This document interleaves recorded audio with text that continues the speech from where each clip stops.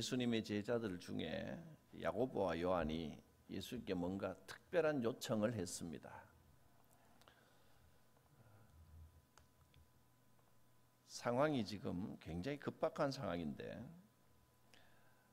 32절에 보면 예루살렘으로 올라가는 길이라 했습니다. 그리고 이때 예루살렘에 가면 무슨 일이 벌어질지 예수님이 이야기를 해주고 있었습니다.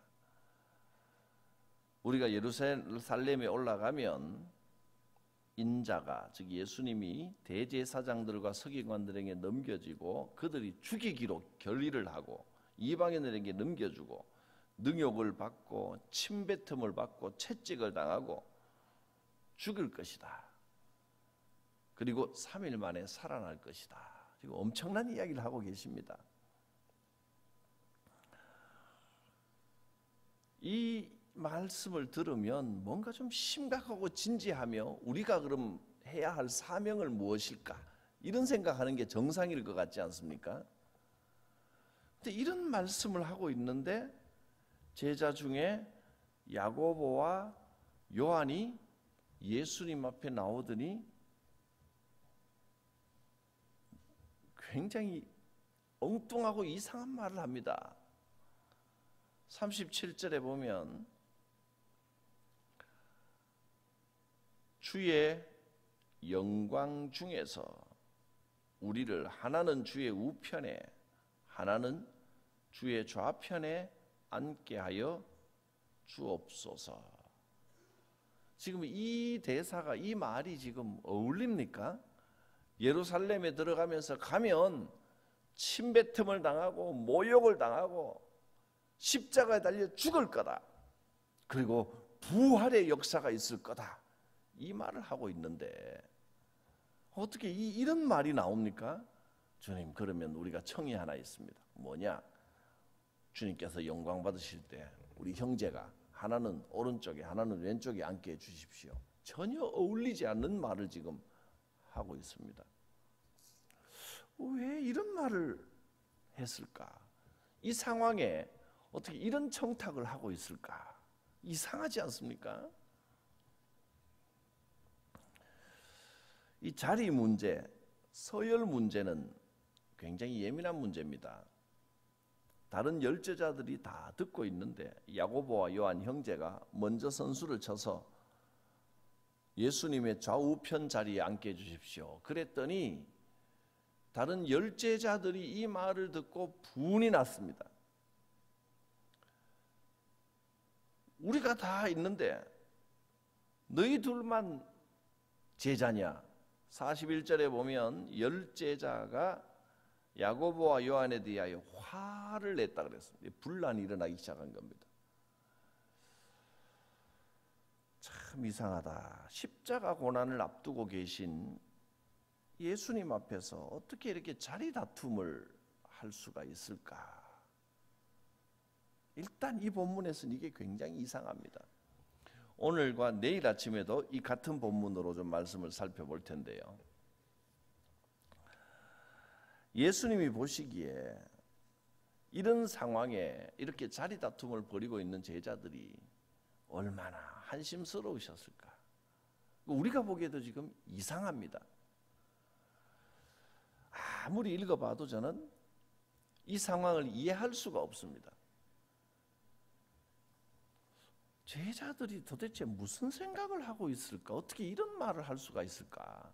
이런 마음이 있었더라도 지금 이 상황에 예수님이 금방 내가 들어가면 이제 모욕을 당하고 채찍질 당하고 죽임을 당하고 살아나리라, 이 말씀을 하시는 중에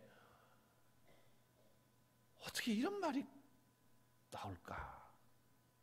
그런데 실제로 우리 현실을 보면 이 상황이 이해가 됩니다. 내가 남들보다 좀 높은 자리에 앉고 싶고 남들보다 좀 더 낫다라는 소리를 듣고 싶고 이렇게 서열, 자리, 자기 자랑에 빠져버리면 예수님 말씀이 안 들립니다. 자기 관심밖에 없습니다. 주님의 구원의 대역사가 일어나는 이 현장, 이제 예루살렘에 들어가면서 죽음, 십자가 죽음과 부활의 역사가 일어나는 이 현장에서 분명히 예수님이 그렇게 말씀을 했건만 이 말씀이 들리지가 않는 겁니다. 자기 생각만 하는 겁니다.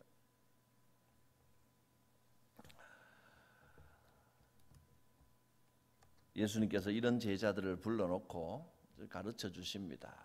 이제 42절부터 44절까지 예수님의 말씀이 나오는데요.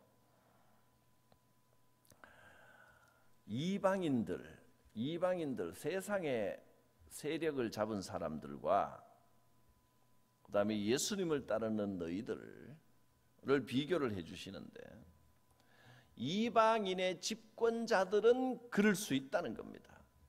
세상 사람들은, 정치하는 사람들은 이 진리의 역사, 구원의 역사가 보이지도 들리지도 않습니다.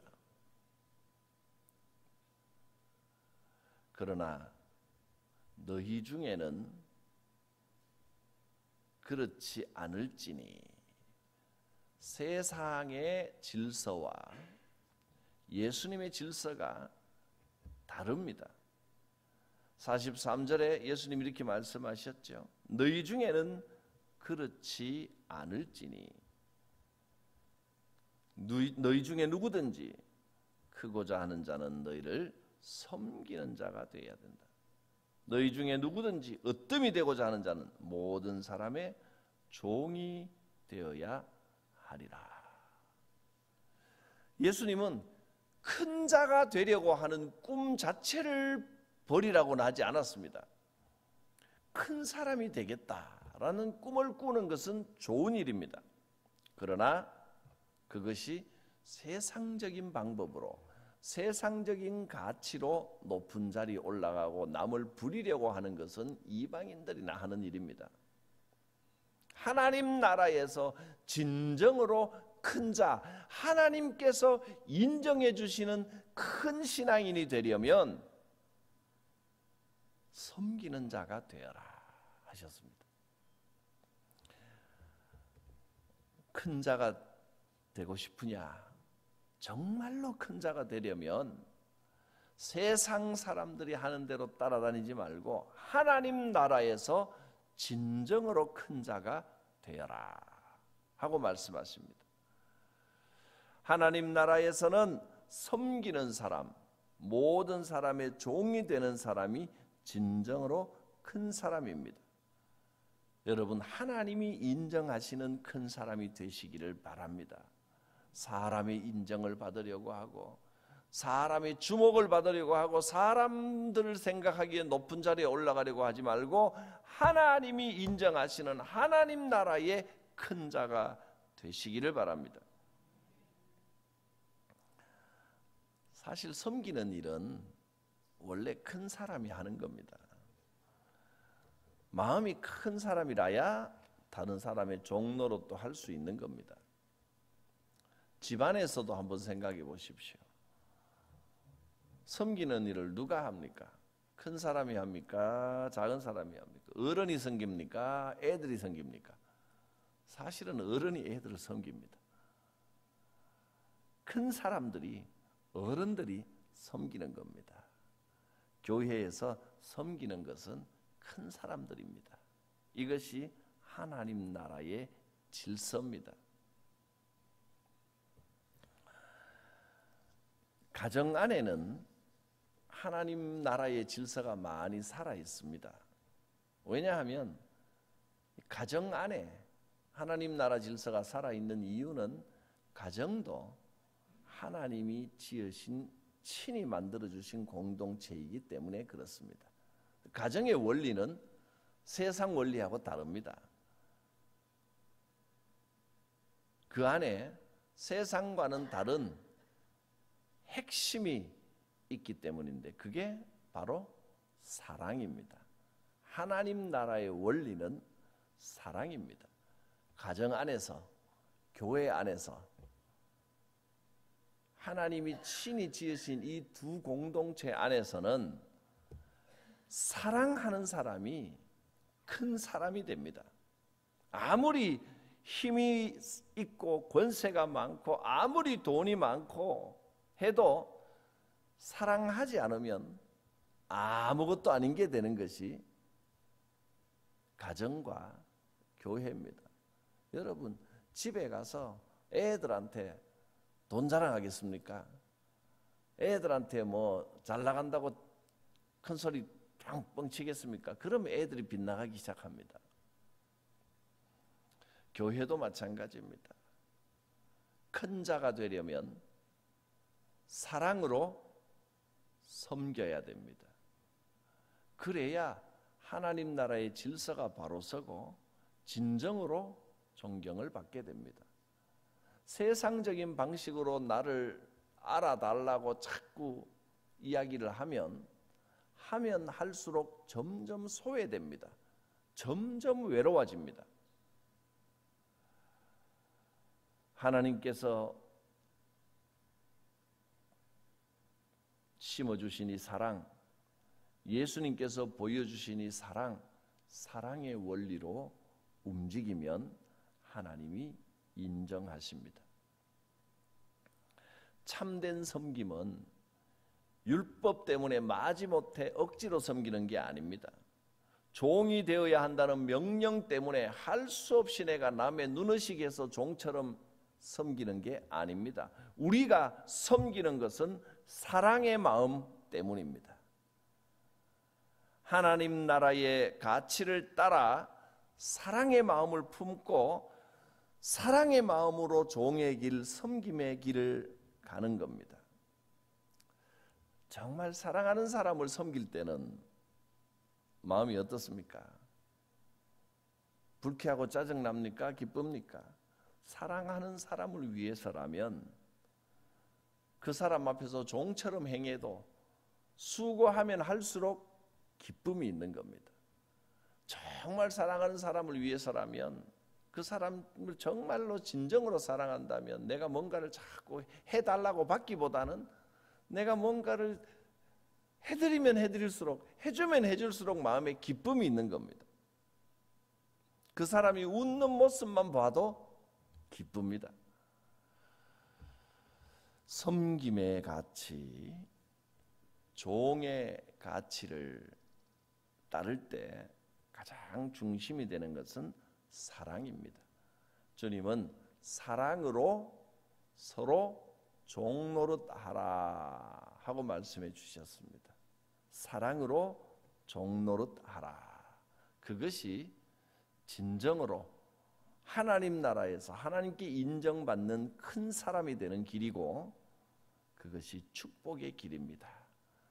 사랑으로 종노릇하는 분에게 그 인생의 축복과 가문의 축복이 충만하게 임하실 것입니다. 기도하겠습니다. 거룩하신 하나님, 주님의 음성에도 불구하고 주님의 말씀에 귀 기울이지 못하고 자리 다툼을 하고 있던 어리석은 제자들에게 깨우쳐 주셨습니다. 하나님의 나라는 섬기는 것이다. 하나님의 나라는 사랑으로 서로 종노릇하는 것이다. 그래야 축복이 임하고 그래야 외롭지 않고 그래야 참 평강이 오는 것을 깨닫게 하옵시고 사랑으로 종노릇 하겠습니다. 사랑으로 종노릇 하겠습니다. 이 결단이 우리의 삶의 실천이 되게 하여 주옵소서. 예수님의 이름으로 기도드립니다. 아멘. 오늘도 기도 제목을 함께 읽겠습니다. 오늘은 지역 복음화를 위한 기도를 함께 읽겠습니다. 저를 따라서 읽어주시기를 바랍니다. 지역 복음화를 위한 기도. 잃어버린 영혼들을 향한 열정을 주소서. 닫혀진 복음의 문들이 열리게 하소서. 믿지 않는 영혼들이 주님께 돌아오게 하소서. 우리 기도에 이런 응답이 있기를 바랍니다. 기도하겠습니다. 거룩하신 하나님, 특별 새벽기도의 넷째 날 예배를 하나님께 올려드렸습니다. 이 자리에 참석하여 말씀을 듣고 결단하고 기도하는 성도들 각 사람 머리 위에 축복하시고 예수 이름의 축복을 내려주시되 영혼의 축복과 마음의 평강과 육신의 강건함과 가문의 복을 더하여 주시옵소서. 우리 구주 예수 그리스도의 은혜와 살아계신 하나님 아버지의 크신 사랑과 성령님의 감동하심이 충만하심이 성도들 머리 위에 각 사람 머리 위에 가정 위에 가문 위에 주의 교회 위에 충만하게 임하옵시기를 축원하옵나이다. 아멘.